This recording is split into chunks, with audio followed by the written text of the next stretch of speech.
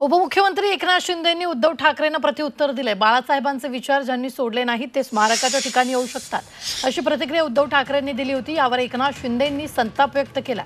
बाळासाहेबांचे स्मारक म्हणजे लोकांची प्रॉपर्टी असं उत्तर एकनाथ शिंदेंनी दिलं। मुख्यमंत्री पदासाठी बाळासाहेबांचे विचार कुणी सोडले, काँग्रेससोबत कोण गेलं असा सवाल शिंदेंनी केला।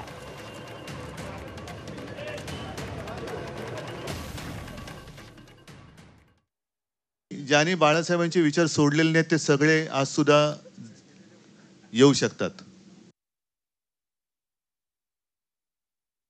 ज्यांनी बाळासाहेबांचे विचार सोडलेले नाहीत ते सगळे आज सुद्धा येऊ शकतात। ते स्मारक नाही, ही लोकांची प्रॉपर्टी आहे।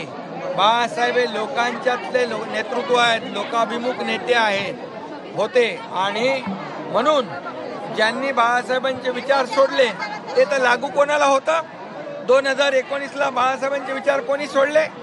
कोण काँग्रेसच्या मांडीवर जाऊन बसलं? कोण स्वतःच्या स्वार्थासाठी मुख्यमंत्री पदासाठी आपल्या बाळासाहेबांचे विचार कोणी सोडले? त्यामुळे त्यांना हे बोलण्याचा नैतिक अधिकार नाही।